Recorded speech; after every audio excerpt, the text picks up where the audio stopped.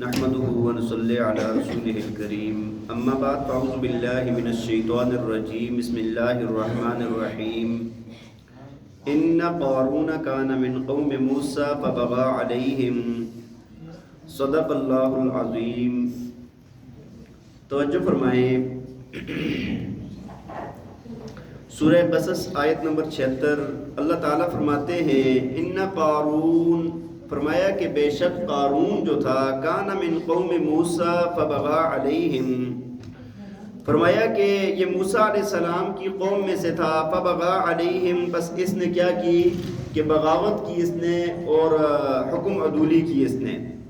وَآتَيْنَاهُ مِنَ الْكُنُوزِ مَا إِنَّ مَفَاتِحَهُ لَتَنُوءُ بِالْعُصْبَةِ أُولِي الْقُوَّةِ، اور فرمایا کہ ہم نے اس کو جو خزانوں میں سے دیا تھا کہ وہ اتنا تھا کہ اس کو ایک مضبوط جماعت اس کی چابیاں اٹھاتے ہوئے اس کو تھکا دیتی تھی، ایک مضبوط جماعت کو اس کی خزانوں کی چابیاں تھکا دیتی تھی۔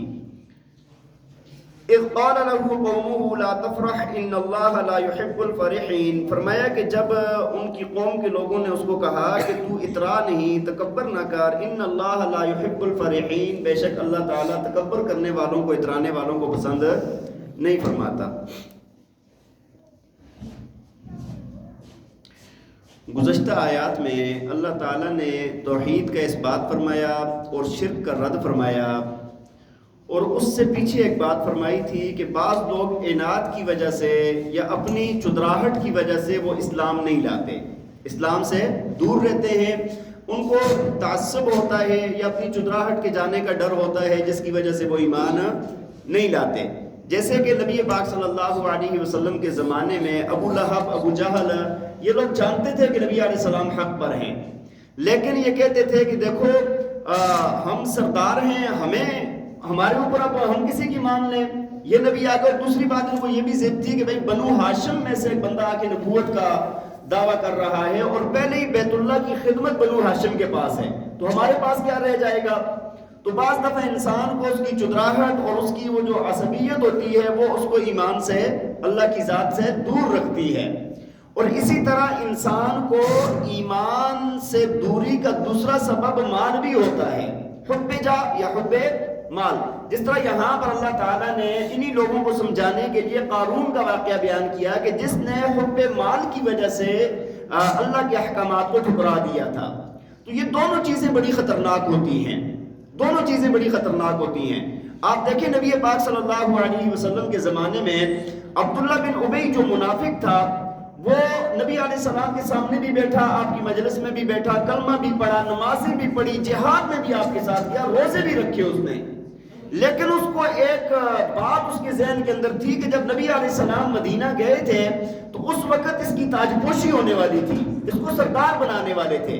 اب جب نبی علیہ السلام گئے تو اس کو سردار نہیں بنایا گیا، اب اس کو اندر سے یہ صدمہ تھا کہ بھائی نبی علیہ السلام کی وجہ سے میری سرداری چلی گئی، تو یہ منافق بنا، اور دنیا کا سب سے بدبخت ترین انسان عبداللہ بن ابی منافق تھا۔ بات سمجھ آ رہی ہے کہ اللہ تعالیٰ نے نبی علیہ السلام نے جنازہ پڑھایا، اس کو کفن دیا گیا نبی علیہ السلام کے کرتے مبارک کا، لیکن اللہ تعالیٰ نے فرمایا کہ اگر آپ 70 مرتبہ بھی اس کا جنازہ پڑھیں نا، اس کے لیے بخشش کی دعا کریں، ہم نے اس کو معاف نہیں کرنا۔ تو یہ انتہائی بدبخت انسان تھا۔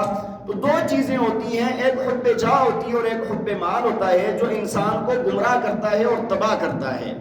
ان میں سے قارون کا واقعہ ہے، فرمایا کہ ان قارون کان من قوم موسیٰ فبغى علیہم، قارون کس میں سے تھا؟ موسیٰ علیہ السلام کی قوم میں سے تھا، قارون بنی اسرائیل والوں میں سے تھا، بلکہ یہاں تک علامہ بیضاوی رحمہ اللہ تعالی علیہ اور کچھ مفسرین نے اور نے لکھا، فرمایا کہ قارون موسیٰ علیہ السلام کا چچا زاد بھائی بھی تھا، چچا کا بیٹا تھا۔ بات سمجھ آ رہی ہے کہ نہیں؟ اور بعض حضرات نے کہا کہ خالہ کا بیٹا تھا، لیکن قریبی رشتہ دار تھا موسیٰ علیہ السلام کا، اور بنی اسرائیل میں سے بھی تھا، کلمہ بھی پڑھا تھا اس نے، ساری چیزیں اس کے اندر موجود تھی، لیکن یہ نا اندر سے یہ فرعون کا ایجنٹ تھا، یہ اندر سے کیا تھا؟ فرعون کے لیے کام کرتا تھا، اور فرعون نے اس کو بہت سارے کام اور بہت سارے ٹھیکے جو ہے نا وہ اس کو دیے ہوتے تھے، اپنے جو بڑے بڑے کام ہوتے تھے نا اس کو دیے ہوتے تھے۔ یہ بنی اسرائیل والوں سے بہت کم پیسوں کے اندر وہ بڑے بڑے کام لیتا تھا، تو اس کا بہت مال جمع ہو گیا اس طرح۔ جس طرح آج بھی آپ دیکھ لیں دنیا کے اندر آج بھی اس طرح ہے، جس طرح جب انگریز کی حکومت تھی تو اس وقت کیا تھا، انگریز نے بڑے بڑے لوگوں کو جگہ جگہ پر، اس کے کارندے تھے، اس کے ایجنٹ تھے، ان کو بڑی مالی معاونت کی جاتی تھی، بڑا ان کا خیال رکھا جاتا تھا، ان کو بڑی بڑی جاگیریں دی گئی، ان کے کام کرتے تھے وہ۔ ابھی بھی آپ دیکھیں کہ جب یہاں پر یہ جب بات آئی ہے نا افغانستان کے متعلق، جب ملک ہمارے ملک کے اندر بات آئی ہے، تو امریکہ نے کیا بات کی ہے کہ بھائی آپ اس طرح افغانستان کے جو حضرات ہیں ان کو نہیں بھیج سکتے، کیونکہ ان میں سے وہ لوگ بھی ہیں جو ہمارے لیے کام کرتے رہے۔ جنگ افغانستان کے اندر ہو رہی تھی، لیکن انہی کے ملک کے لوگ کام کس کے لیے کر رہے تھے؟ امریکہ کے لیے۔ تو اس وجہ سے مسلمانوں کو بہت بڑا نقصان ماضی میں بھی اٹھانا پڑا اور اب بھی اٹھا رہے ہیں مسلمان یہ نقصان۔ تو یہ جو چیز ہوتی ہے نا، میں نے آپ کو عرض کی کہ یہ دوسروں کے کارندے ہوتے ہیں، اور یہ حب مال کی وجہ سے، حب جاہ کی وجہ سے یہ اللہ کے احکامات کو ٹھکرا کر دوسروں کی، کفار کی مدد کر رہے ہوتے ہیں۔ تو قارون بھی ان میں سے تھا، قارون ان میں سے تھا۔ اب ہوا کیا کہ جب اس کو اللہ نے مال اتنا دیا کہ اللہ تعالیٰ نے فرمایا کہ ایک مضبوط جماعت خزانوں کی چابیوں کو اٹھا کر تھک جاتی تھی۔ کیا ہو جاتی تھی؟ تھکا دیتی تھی اس کی چابیاں۔ یار ویسے اندازہ لگائیں، اگر عصبہ کا جو لفظ ہے نا، یہ 3 سے لے کر 10 تک بولا جاتا ہے۔ عصبہ کا لفظ اللہ نے فرمایا نا، تو اگر 10 بندے ہوں، مثال دیتا ہوں میں، اور ایک بندہ اگر 500 چابیاں اٹھا لے، 500 چابیاں کتنی سی ہوتی ہیں؟ ہاں، تو یہ 5000 چابیاں بنتی ہیں۔ اچھا، وہ جو تجوریاں ہوں گی، اس کے جو خزانے ہوں گے، جو اس کے بکسے ہوں گے، صندوق ہوں گے، جو بھی ہوگا، جو کمرے ہوں گے، ان کے اندر خزانہ کتنا ہوگا؟ بات سمجھ آ رہی ہے کہ نہیں؟ اور آج بھی ایسے لوگ موجود ہیں، آج بھی دنیا کے اندر ایسے مالدار لوگ موجود ہیں جنہوں نے مال جمع کیا ہوا ہے، بہت بڑے پیمانے پر جمع کیا ہوا ہے۔ میں کہتا ہوں ابھی بھی ایسے لوگ موجود ہیں جن کے پاس خزانے اور مال قارون کے مال اور خزانے سے کم نہیں ہے۔ بات سمجھ آ رہی؟ لیکن کیا ہے کہ جمع کر کے رکھا ہوا ہے، اور یہ سوچ رہے ہیں کہ شاید یہ ہمارے کام آئے گا، مر جائیں گے کیا کام آئے گا؟ بھائی مال کا فائدہ تو یہ ہے نا کہ بندہ خرچ کر لے، اس کو کسی جگہ پر استعمال کر لے، ورنہ یہ بدبخت پڑا ہوا کیا کام دے گا؟ اگر کوئی بندے نے کمرہ بھر لیا نوٹوں کا، کیا کرے گا وہ؟ اصل مقصد تو یہ تھا نا اپنی جان پر خرچ کر لے یا اللہ کے راستے پر خرچ کر لے، جیسے کہ یہاں پر قارون کو بھی دعوت دی گئی۔ دیکھیں آپ کہ قوم والوں نے اس کو کہا کہ تو اترا نہیں، تکبر نہ کر، اللہ تعالیٰ تکبر کرنے والوں کو پسند نہیں کرتا۔ اور وَابْتَغِ فِيمَا آتَاكَ اللَّهُ الدَّارَ الْآخِرَةَ، اور فرمایا کہ تجھے جو اللہ نے دیا ہے نا، اس کے ذریعے سے تو آخرت کا گھر تلاش کر، آخرت، اپنی آخرت بنا اس کے ذریعے سے، اس کو دعوت دی جا رہی ہے۔ وَلَا تَنْسَ نَصِيبَكَ مِنَ الدُّنْيَا، اور تو جو دنیا کے اندر تیرا جو حصہ ہے نا اس کو بھی نہ بھلا۔ اور فرمایا وَأَحْسِنْ كَمَا أَحْسَنَ اللَّهُ إِلَيْكَ، اور تو لوگوں کے ساتھ اسی طرح احسان والا معاملہ کر جس طرح اللہ نے تیرے اوپر احسان کیا ہے۔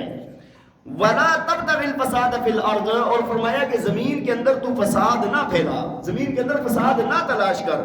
إِنَّ اللَّهَ لَا يُحِبُّ الْمُفْسِدِينَ، اللہ تعالیٰ فساد کرنے والوں کو پسند نہیں کرتا۔ یعنی دعوت یہ دی گئی مختصر ہے کہ بھائی یہ جو مال ہے نا، اس کو اللہ کے نام پر خرچ کر، ہاں، جو احکامات تیرے اوپر لاگو ہوتے ہیں ان کو کر، پھر جیسے اللہ نے تیرے اوپر احسان کیا تو بھی، ہاں، اس احسان کا بدلہ یہ ہے کہ اس کی مخلوق پر خرچ کر اس مال کو، اور زمین کے اندر فساد نہ پھیلا۔ جب اللہ کے احکامات کی حکم عدولی ہوگی تو زمین کے اندر فساد ہوگا، اور فسادی لوگ اللہ کو پسند نہیں ہے۔ جب یہ بات اس کو ساری سمجھائی نا کہ اللہ نے تجھے مال دیا ہے، اللہ نے روزی دی ہے، اس کا اچھے طریقے سے استعمال کر، جنت میں اس سے اپنا لیے گھر بنا، آخرت کو سنوار، تو یہ پتہ ہے کیا کہتا ہے؟ دیکھیں، کہنے لگا قال انما اوتیتہ علی علم عندی، یہ جو تم کہہ رہے ہو نا کہ اللہ نے احسان کیا اور تم بھی احسان کرو، فلاں کرو فلاں کرو، یہ جو مال ہے نا یہ میں نے اپنے علم، اپنے ہنر سے کمایا ہے۔ بات سمجھ آ رہی ہے کہ نہیں؟ اور میں آپ کو ایک بات بتاؤں، جتنے دنیا کے بڑے بڑے مالدار ہیں آپ ان سے پوچھ لیں وہ یہی کہیں گے۔ آج بھی آپ دیکھ لیں، ابھی تو انٹرنیٹ کی وجہ سے بہت ساری چیزیں آسان ہو گئی ہیں نا تلاش کرنی، تو اگر آپ نے پہلے نہیں کیا تو آج جا کے سرچ کر لیں جو دنیا کے بڑے مالدار لوگ ہیں نا، کہ ان کا دیکھیں کہ یہ کیا کہتے ہیں ہم نے مال کیسے کمایا ہے۔ وہ یہی بات کہتے ہیں کہ ہمارے اندر ہنر تھا، ہمارے اندر کمال تھا، ہمارے اندر علم تھا، جس کی وجہ سے ہم نے مال کمایا ہے۔ حالانکہ یہ اللہ تعالیٰ کی، ہاں، اللہ تعالیٰ جس کو چاہتا ہے روزی زیادہ دے دیتا ہے، یبسط الرزق لمن یشاء ویقدر، جس کے لیے چاہتا ہے زیادہ کر دیتا ہے، جس کے لیے چاہتا ہے کم کر دیتا ہے۔ اور زیادہ اور کم کے اندر بھی اللہ کی مصلحت ہوتی ہے۔ جس کو کم دیا جاتا ہے نا، یہ نہ سوچا کرے کہ یار نہیں، ہاں، اللہ تعالیٰ نے ایک بات فرمائی ہے، وَلَوْ بَسَطَ اللَّهُ الرِّزْقَ لِعِبَادِهِ لَبَغَوْا فِي الْأَرْضِ، فرمایا کہ اگر اللہ تعالیٰ تمام کے لیے اگر روزی کو کھول دیتا نا تو فرمایا زمین کے اندر یہ فساد کرتے، پھر یہ کیا کرتے؟ بغاوت کر جاتے. اللہ تعالیٰ جیسے چاہتا ہے اسی حساب سے مال کو کسی کو جتنا چاہتا ہے اس حساب سے عطا فرماتا ہے، اسی کے اندر مصلحت ہوتی ہے. اور دوسرا جب اس نے یہ کہا نا کہ بڑے اپنے علم ہنر سے کمایا ہے تو اللہ تعالیٰ نے فرمایا اولم یعلم ان اللہ قد اہلک من قبلہ من القرون من ہوا اشد منہ قوۃ واکثر جمعا. فرمایا کیا یہ نہیں جانتا کہ بے شک اللہ نے اس سے پہلے بھی ایسے بستیوں والے ہلاک کیے ہیں، ایسی بستیاں ہلاک کی ہیں. من ہوا اشد منہ قوۃ، جو اس سے زیادہ طاقتور تھے، وہ اکثر جمعا، اور جن کے پاس مال بھی انہوں نے زیادہ جمع کیے ہوئے تھے. ان کے مال نہیں سوری ان کا جتھا جو تھا وہ بہت زیادہ تھا، یعنی بڑی فوجوں والے بڑی طاقت قوت والے لوگ تھے، لیکن اللہ تعالیٰ نے ان کو کیا کر دیا؟ ہلاک کر دیا. وَلَا يُسْأَلُ عَنْ ذُنُوبِهِمُ الْمُجْرِمُونَ. فرمایا کہ اور یہ سوال نہیں کیا جائے گا، مجرموں کے گناہوں کے بارے میں سوال نہیں کیا جائے گا. مطلب یہ ہے کہ دعوت دینے والا دعوت دے دے، بتا دے، کر لے. اور دوسرا یہ ہے کہ فلاں نے کیا کیا، فلاں نے کیا کیا، اس کی پوچھ نہیں ہوگی، کہ اپنے اعمال کی پوچھ ہوگی، تو اس کو سدھرنا چاہیے. لیکن یہ سدھرا نہیں ہے. اور پھر اس کے ساتھ کیا معاملہ ہوا ہے اگلی آیات میں انشاءاللہ آئے گا. اللہ تعالی ہمیں عمل کرنے کی توفیق عطا فرمائے. وآخر دعوانا ان الحمد للہ رب العالمین.